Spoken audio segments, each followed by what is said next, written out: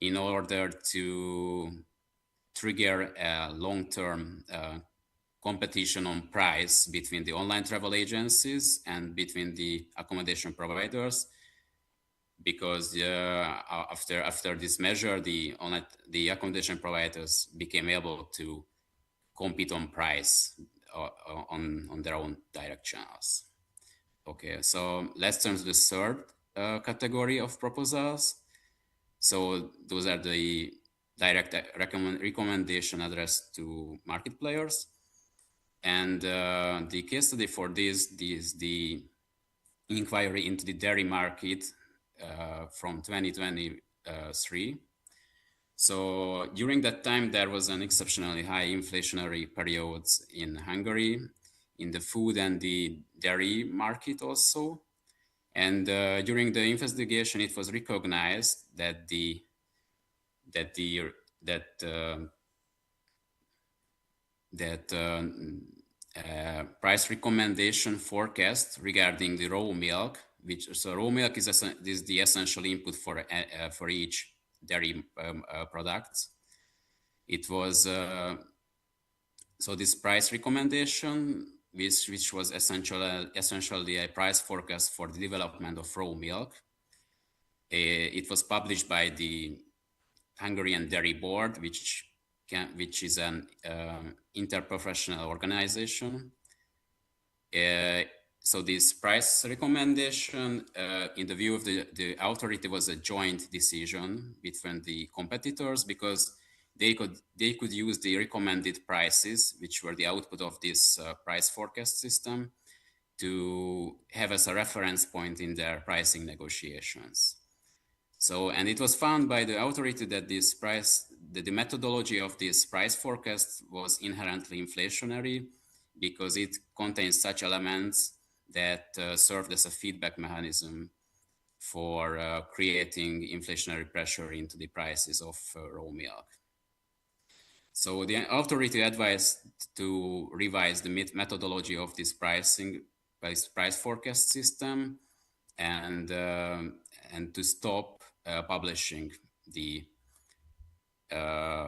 recommendation until it's not altered by the dairy board.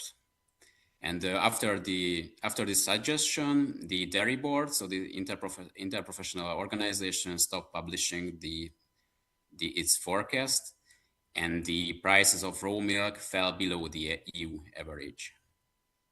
So based on these experiences, it can be declared that the acceptance of policy proposals can tend to face difficulties. The emergence of such circumstances require that create a pressure for policy action to resolve the issues, the market failures that arise. And normally, when no such circumstances arise, that as it happened during the COVID crisis or during the inflationary periods, it's pretty hard to pass the all proposals made by the authority through the legislative process. So, yeah, so that's were our experiences. And thank you. Thank you, Laszlo. First of all, if there a question from my panelists to Laszlo, and you can take your time. I can ask my first question to Laszlo. First question, it's very interesting that you mentioned the consumer impact when you make market studies and when you uh, uh, provide some recommendation. Is there any experience of Hungarian authority about calculating the consumer impact when you provide some policy recommendations that not directly in a form of, let's say, easy assessed, like in change of price or that kind of thing? Is there any methodology that Hungarian authority has for assessing the consumer impact, consumer benefit when you have that kind of policy recommendations? Yes, we have some. So, for example, the mentioned cases, the case from the dairy market and the case from the COVID antigen test, we provided some estimation regarding the impact, regarding the consumer benefit of the measures made by the authority. And in those cases, we follow the recommendation made by the OECD regarding the ex-ante impact assessment, which provides a really simplified measure. So it's not an ex post tool. It doesn't require any econometric analysis. Rather, it's a simplified quantification that relies on conservative assumption that in the absence of the intervention made by the authority, the goods or the services affected would have been 10% or 5% more expensive for 2 years compared to the baseline. So so for this calculation, we are using 3 parameters essentially. And so the affected turnover regarding the market investigated, and the hypothetical price increase, and the duration of the conduct. And the later two are usually arbitrarily chosen. But if we have better market information, then we use these accurate data if they are available. But I'm not the one who are usually conducting this ex-ante impact analysis. If you email me, I can send you more detail if anyone from the audience or the panel needs more information. Thank you, Laszlo. I think I will mail you because it's in our priorities as authority to provide information to public what's the real, let's say, impact on their lives, on their welfare, and it's very interesting that your approach, your experience. So, is there any other questions from panelists? If no, we can go further, and I pass the stage to our colleagues from Singapore, Ms. Vilasni Pandian, Senior Competition Analyst, Competition and Consumer Commission of Singapore. Vilasni, you will have 10 minutes, and again, I will remind you when it will come to end. So, stage is yours. Okay, hi, Jakob. Thank you. I hope everyone can hear me. So I thought to start off sharing Singapore's experience, maybe I will share our authority's approach to market studies. So as I think my fellow panelists have also shared, similarly for CCS, market studies are an important tool for us to identify competition concerns across diverse sectors, as well as to identify recommendations to improve the functioning of markets in Singapore. And market studies provide us with the flexibility to examine market dynamics and also to address competition concerns that may not constitute clear infringements of the competition law. So unlike enforcement actions which focus on specific contraventions of the law, market studies enable us to take a holistic view of markets that are how markets are functioning in Singapore, and also to identify any structural or behavioral issues that may affect competition or harm consumer welfare. And overall, market studies have helped us effectively to address important issues such as cost of living concerns, and therefore enabling consumers to benefit from more competitive prices. So to also share a bit about how we identify market studies, while we firstly conduct market studies in response to any competition concerns identified, we also proactively initiate market studies through our market study identification framework. So this framework involves an exercise where we identify potential market study topics through drawing on multiple data sources. So for example, we review things like public complaints received. We look at past enforcement cases, as well as news reports and even social media comments. And thereafter, we review these shortlisted industries and consider factors such as economic or strategic significance of the industry, as well as whether there is a likelihood of potential intervention by CCS in the market before we decide whether to embark on the study. And some determinants of economic or strategic significance are, for example, whether these are emerging sectors, whether the goods are considered essential goods, etc. And considerations of likelihood of a potential intervention include whether the industry is already under the purview of another sectoral regulator, or whether these issues are already addressed by our other ongoing work streams. And also to share a bit about our market inquiry powers. So CCS, we have legal powers to require market players to provide information when we have reasonable grounds to suspect that any market feature restricts or distorts competition. And we also have in place safeguards to protect any commercially sensitive information that is provided to us during the market study. So this enables us to obtain the necessary information to effectively study and address market issues while maintaining confidentiality of the information. And we do not have any legal power to impose remedies following our market study. So instead, we address any identified competition issues through working with regulators and industry stakeholders to implement the recommendations. To just share one key challenge that I think we often face when conducting market studies is during the stage where we approach stakeholders to collect data or information. This is because sometimes the information requests may be extensive and may be time consuming to respond to.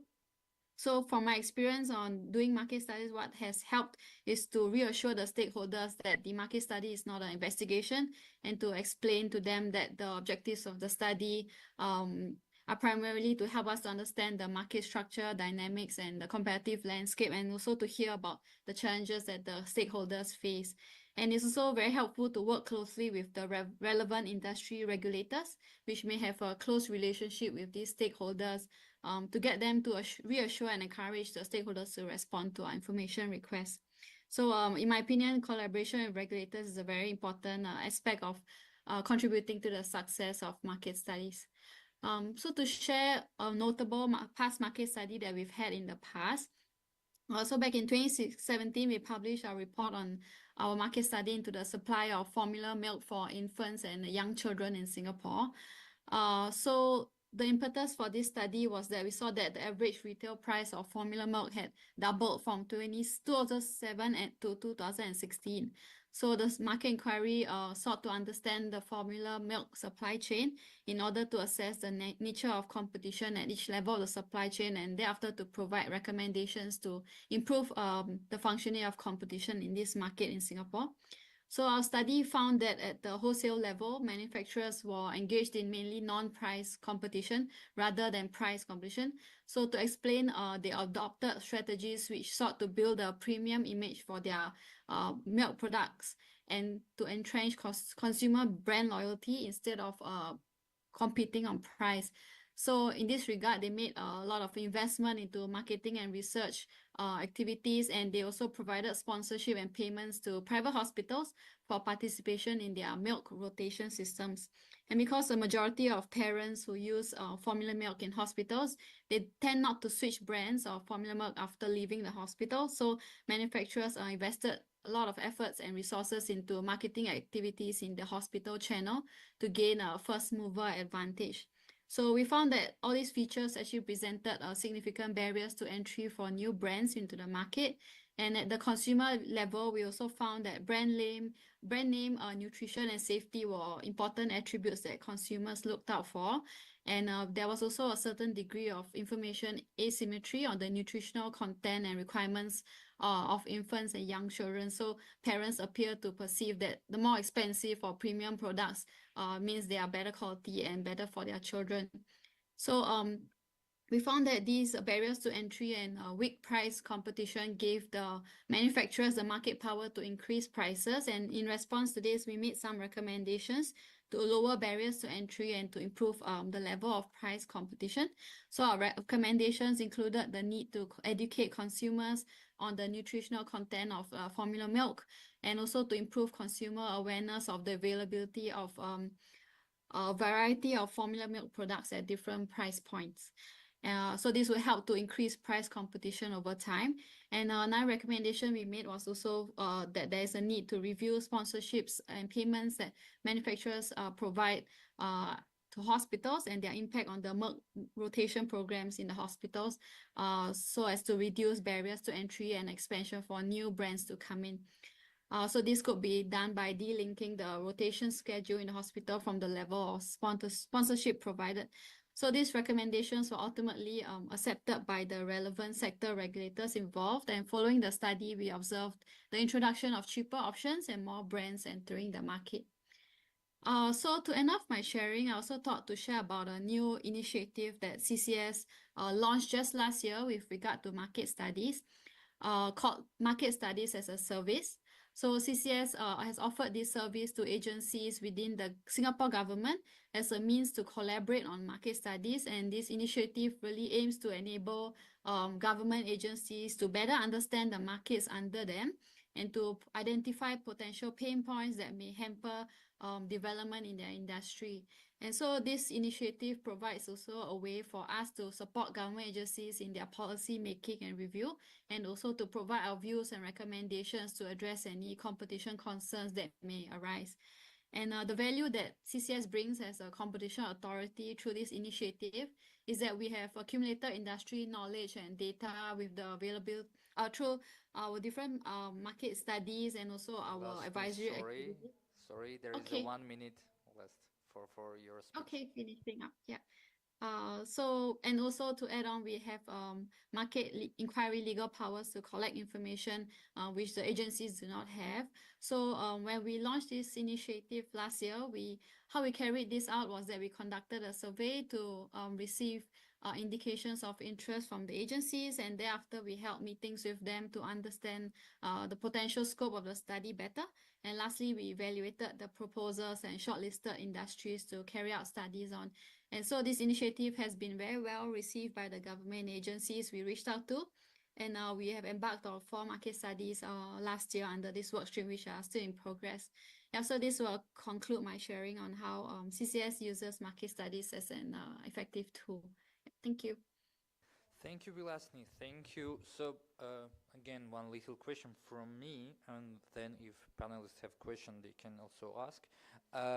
It's very interesting initiative, Make Market Study as a Service, because it's very close to our understanding when we collected ideas from the public authorities. And so far, it's the first year, I assume. So, what's your preliminary assumption or main conclusion at this moment?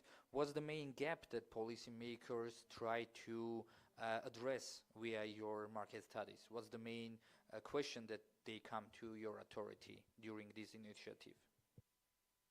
Okay, thank you for the question. Yeah, so generally, I think the main thing that they are trying to understand is the reasons for increasing prices in their market.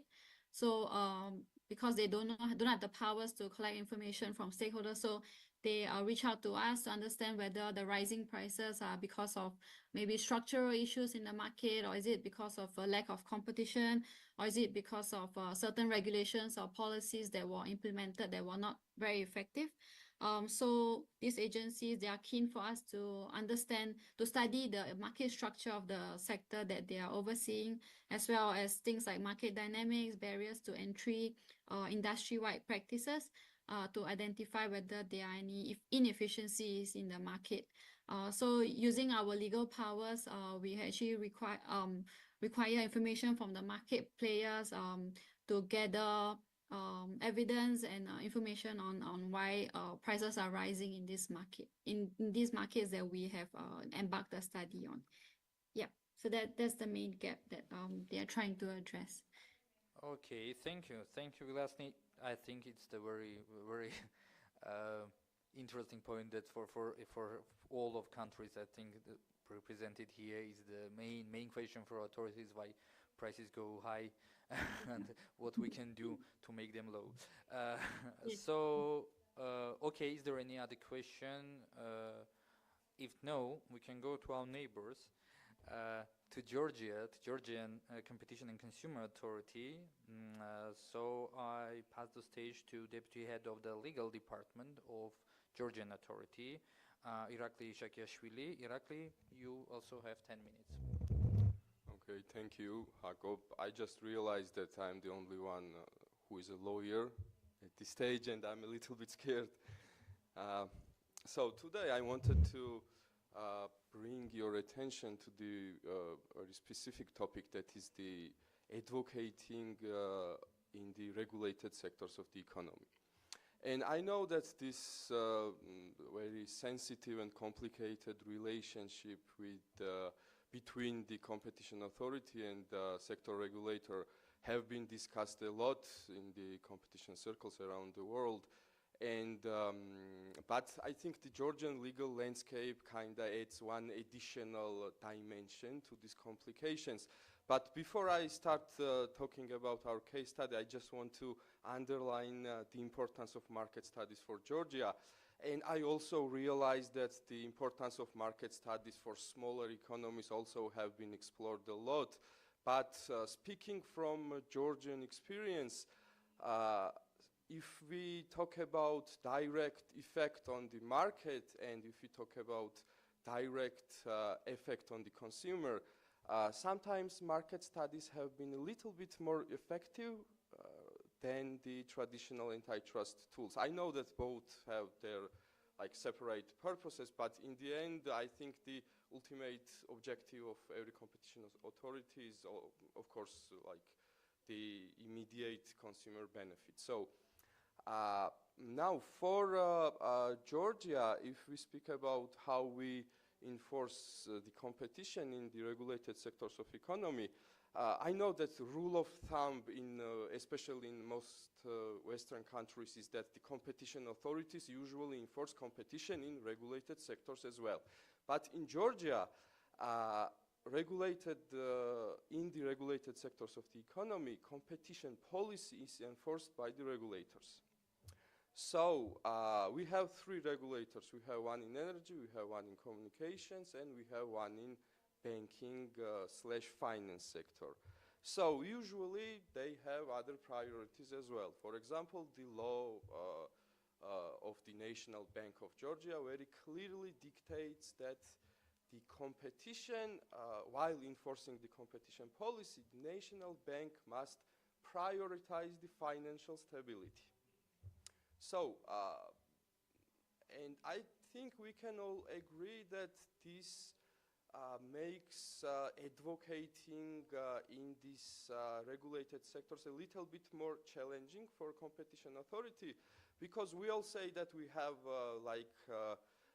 resource efficiency issues, and naturally you direct your attention somewhere else where you have more direct control, where you can influence outcomes of, for example, your market study and so on.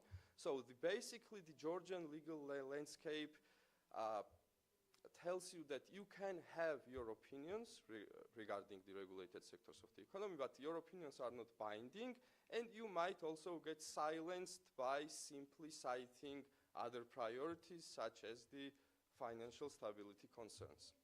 So how do you make your advocating efforts successful in these limited circumstances is a very hard question that I'm afraid I might not have some kind of blueprint on how to achieve success, but I will try to provide some hints by discussing our study of the bank assurance sector. Specifically, the insurance products which are tied to the credit. So, for example, in Georgia, if you want to take out a loan that exceeds some amount, or if you want to have your car financed, or if you are getting a mortgage, you must also have your loan insured. So this type of insurance depends on the type of credit you are getting. So let me explain some very few basic characteristics of that market, but I'm not gonna go in depth talking about the case. First, on the upstream regulated market, which is giving credit to consumers, it was very highly concentrated. We had two dominant banks enjoying this huge market power, and these two dominant banks had some kind of affiliations with insurance companies that were operating downstreams. So around 12 insurance companies were operating on the downstream market, and 3 of them were affiliated. So Bank A had 1 affiliated insurance company, and Bank B had actually 2. So when I'm talking about affiliations, I mean being in the same corporate group. And the point of sale, of course, happened with the bank administrator. So the bank controlled this point of sale. So when we looked at the data, we saw that these three insurance companies were getting 90% of these insurance products. So on paper, if we translate everything this to like some kind of competition or antitrust terms, it looks something like vertical leveraging, where you might have dominant undertaking on the upstream, which artificially channels demand on the downstream. Also, we also looked at some additional data. We also saw that the price difference was significantly higher compared to the price of non-affiliated insurance products. And there was, of course, the information asymmetry problem. And also there were some kind of financial incentives at place as well. For example, bank administrators receiving some kind of bonuses for steering consumers toward affiliated companies. And also, it is very important that we already had ex-ante regulation, which the National Bank introduced in 2021, which mandated the banks to offer consumers at least 3 alternative insurance companies while the point of sale was happening. So if we sum up the situation, we have like high concentration on the upstream market, which is the territory of a sector regulator. You have downstream market, which is the territory of you. And in order to fix your ground as a competition authority, you have to kind of swim up this river or waterfall. So, and it was a really challenging part because, of course, there are some kind of analytical and procedural challenges as well. But if we have the right toolkit, you can overcome everything. But the major challenge is how you navigate these institutional sensitivities, because usually the central bank as a regulator has some kind of prudential relationship with its subjects, and it might not be concerned about how this prudential relationship or how this high market power can be translated into the other markets. So actually, to resolve these issues, we gave actually 6 recommendations, but I will group them by categories. First one was to remove this kind of financial incentives. Second one was to empower consumers by giving them right to switch after the point of sale.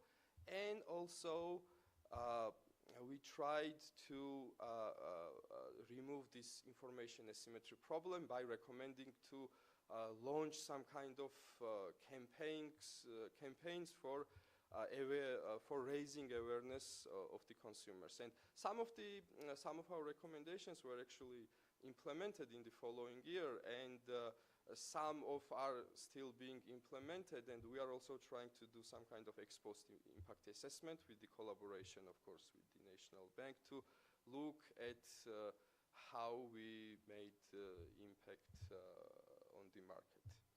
So, just one, you are very strict with timing. So to sum up, I believe there might not be some kind of universal blueprint on how to make this advocacy successful, but sometimes with like strategic positioning, even making your issue on the agenda of a regulator can be seen as a success. So, thank you. Thank you, Irakli. Sorry for being such kind of strict regulated in a time, just because after our discussion, right after our discussion is a lunch, so it's very important for everybody. So I will ask, I think the very practical little question is about the engagement of the National Bank of Georgia or national regulator in investigation and in a process, and their, let's say, during your investigation, since I think we have the common problem with the national banks, with their not certain definition of financial stability, because in any case that in our legislation we start or we try to make market studies or some investigation, there appears from nowhere the central bank and said, no, there is a problem with financial stability without any explanation. It's very interesting that in any form of your investigation, your intervention can cause the problem in financial market and bring the huge problems for all country. So we every time try to navigate that cooperation with National Bank. And what's the National Bank opinion during and the engagement during your bank assurance system market study and recommendations? So I think we all have similar problems with relationship with regulators. As for this study, I think the main point of neutralizing this financial stability priority was that we actually brought proof of consumer harm.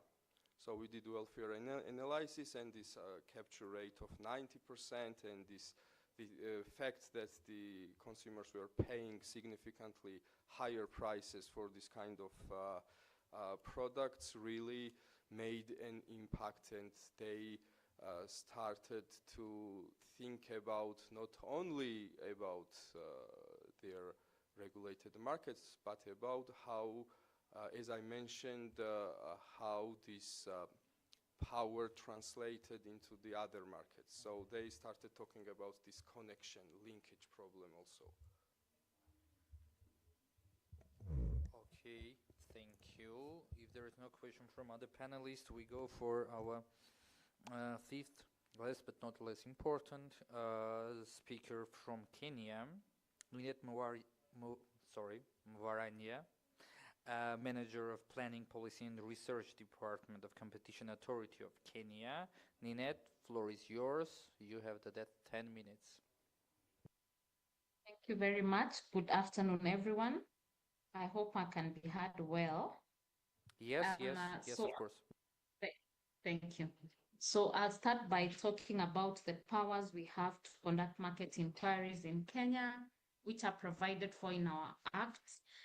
So the Act provides for us to conduct market inquiries or studies, and how we've delineated the two is that we take inquiries to be very targeted. We know which specific market or sector we want to focus on. So that's when we conduct a market inquiry. And when we are not very clear on the specific sector, then we will conduct a study that cuts across various sectors or various markets, and then from which then we make recommendations on which sector we should prioritize.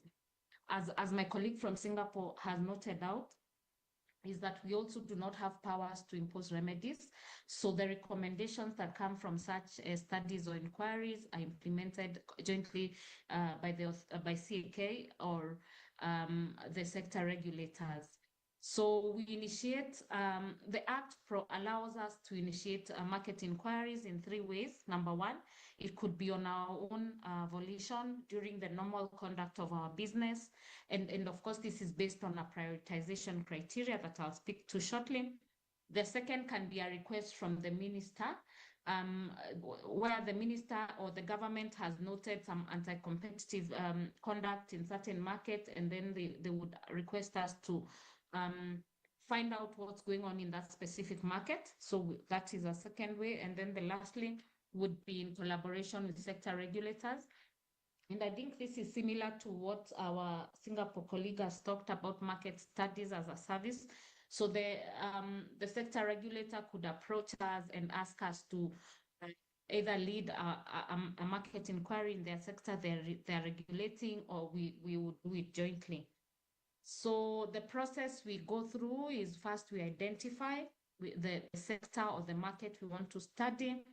After identifying, we developed the terms of reference, the objectives, the timelines within what this should be done, and then we have to take it for gazettement. So at the gazettement stage, we allow stakeholders to look at our proposal, our proposed market inquiry, and they can give us input whether to expand the scope, whether to expand, or provide any other information that could enrich the market inquiry. So once we've done that, then we go out and collect information. We send out a request for information to the targeted stakeholders, who are also the custodian of this information. And again, the Act obligates everyone who's requested for information by the authority to submit it. Of course, there are challenges in there that I will speak to, but over time we have learned how to deal with the stakeholders. Then once we have this information and synthesized it into a draft report, we again go back to stakeholders for validation and tell them this is what we have done with your information. What do you think? They will give input to make the report better, after which we publish the report and begin implementation of the recommendations. So in terms of prioritization, we have a criteria we use, and one of them is, of course, we focus on sectors and economic issues earmarked by the government. The authority is wholly relies on government, so we normally prioritize the agenda of the government. We of course we are independent, but we are guided by what the agenda of the government is for a specific period of time. The second one is sectors with likelihood of anti-competitive arrangements and conduct. So those we would prioritize to, and most likely these sectors are also the ones that most consumers would most likely affect consumers. So we also prioritize this. And the third criteria is the likely indirect effect on consumer welfare. Again, these sectors like banking, like healthcare, which everybody in the country uses. And so if they're not working well, they would really affect consumers. And of course, the size of the market. If it's a big market, then that requires to be working very well. So we would conduct a market inquiry to ensure that there are no failures in that market. So once we have the outcomes, then there are various outcomes that are seen from market inquiries. Some of them lead to enforcement or issuers of orders. Like, for example, asking one of the undertakings to change one of the things to make the market more competitive. We also have policy changes. Some of the inquiries have resulted in policy proposals that have then led to either the review of the review of legislation or review of policies by certain players in the market. And lastly, it could also lead to an advisory where we have done a market inquiry. There are no major competition or consumer issues, but we advise the government that consider 1, 2, 3 things to make the market more competitive. So I will go on and give a case study of a market inquiry that we completed in 2025 in the animal feed market inquiry. So animal feed here we looked at poultry and dairy. And in Kenya, a lot of people eat eggs. And I'm sure all of us drink milk, or most of us drink milk. So we noted that in 2023, the prices of eggs had really, really gone up, making it unaffordable for most people in the country. And noting that there is, of course, the importance of a nutritionally balanced meal, and eggs are the ones that are most affordable for people to consume protein, then we thought it was important. Again, food security is one of the government agendas in the current administration. And so it was important for us to look and find out what the issue was. So what motivated this study is that food security and nutrition are a national priority. And so we noted that Kenya's per capita meat consumption was only 1.7 kilogram. Against the global recommendation of 12 kg. So already there was already a shortfall in the amount of meat protein that people are consuming. And also we also learned that there was an average consumption of 1 egg tray per annum against the global average of 12 trays. So we went out and conducted a market inquiry, noting that there's already this shortfall and there's a high rise of the cost of animal proteins between 2021 and 2025, where the cost of eggs had increased by 60% compared to other similar jurisdiction. And then the other effect was that small feed sellers were closing shop because they were not able to compete. It was too expensive for them to make any money. So of course, this negatively impacted livelihoods and derailed the government agenda or priority on SMEs. So the market inquiries sought to assess the market interactions, market structures and outcomes, and other factors Ninette, that may be sorry. affecting competition. Sorry, there is a 1 minute. Okay, so I'll go to the conclusion. So what we found in this market inquiry were three things: that there was an competitive input market. We found out there were four main players that were able to import large quantities, and once they imported, then they were selling to the small players in very expensively, and therefore they were not able to sustain their businesses. We also found out policy issues in that there is disjointed domestic regulation.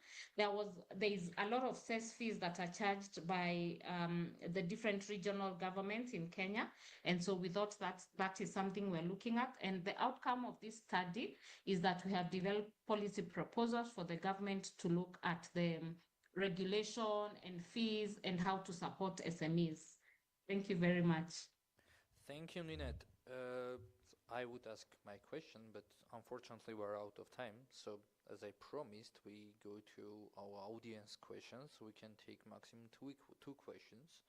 I know that there is a question from our Portuguese colleague, and a colleague from the last row. So microphone. I think we have yes.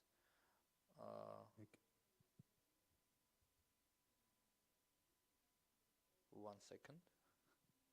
Yes, so there is microphone and... So thank you very much.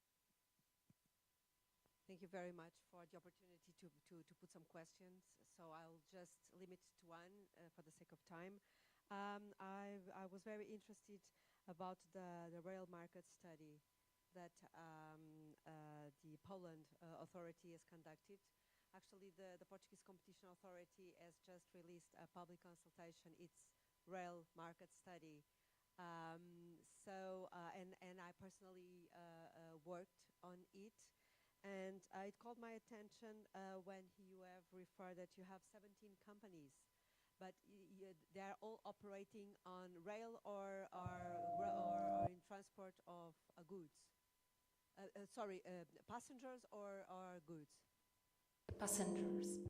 17 passengers, and they all have PSOs contracts. Yes. So public service and Yes. public obligations. Yes. And you still have the incumbent operator operating and competing with all the others? Yeah, well, actually, there are 17, but we saw that there is actually no real competition between them. So, Well, why? They do not have just this. because, for example, in case of this granting the access to regional markets, and we also observed some procedures and really some problems with tenders that they are organized by the municipalities and so on. And our recommendations were concern also the criteria for choosing the relevant markets in the tenders, for the criteria how to implement them in the procedures. Yeah. So, But anyhow, I mean, my comment, and I will just limit now to a comment, is that we only have two operators, and one is the incumbent, and that operator has 97% of the market. So we are pushing for opening the market, no more attribution of public service contracts to the incumbent.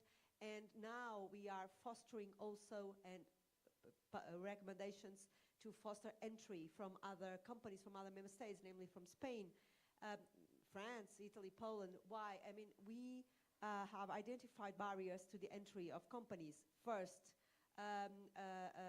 human resources, because you need to have human resources to drive the vehicle, the trains. Second, you need to have now I'm lacking the word.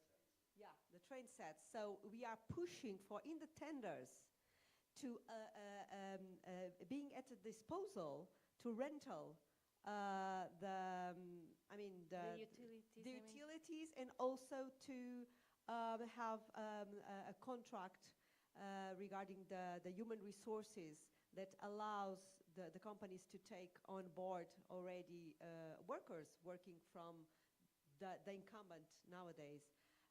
So it's very nice. I will read your study. Of course, and I will be really but pleased actually to having share. 17 companies is a lot. But there is no competition actually on the regional market. There were only one single carrier. But perhaps because of the design of the tenders. Perhaps yes, and we also just the last years that we introduced some, for example, competitors from Czech Republic, but 90% of the services were carried by the public services, public body services. So we also observed that, and I can maybe share with you the results of the study. We also prepared the whole report. It's in Polish, but maybe we'll have a chance to translate it. And it's a huge amount of data, and our observations, maybe it could be helpful.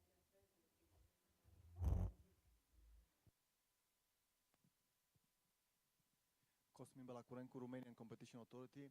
A short question to our colleague from Georgia. If I understood correctly, you mentioned that in Georgia the competition agency by law doesn't have the power to enforce competition law in regulated sectors.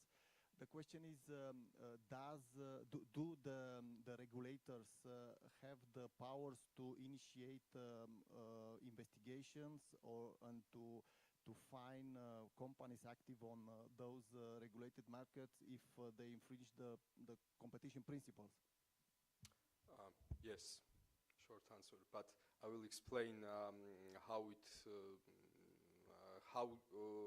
our landscape was shaped in that regard. So basically, before 2022, our law declared that the sector regulators should enforce competition, but without any concrete ways and without any concrete obligations of regulators. So after amending our law in 2022 in order to ensure the approximation with the EU, these new dimensions were included. So that means that the sector regulators, while enforcing competition policy, are obliged to use the law on competition. So that means abuse and every mergers and every type of conduct that the law says. But another little interesting thing that they, in order to ensure some kind of uniformity of enforcement, they must also include us in these proceedings. And this inclusion is more like consulting nature, because our opinions are not binding, but more or less we can say our opinion about the case, and our opinion is transparent to the parties.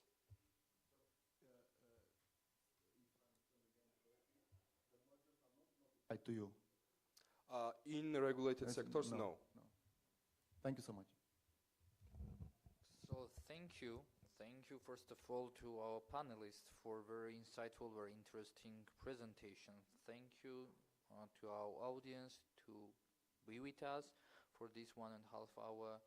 And I suggest it's all. Thank you. We can go to lunch.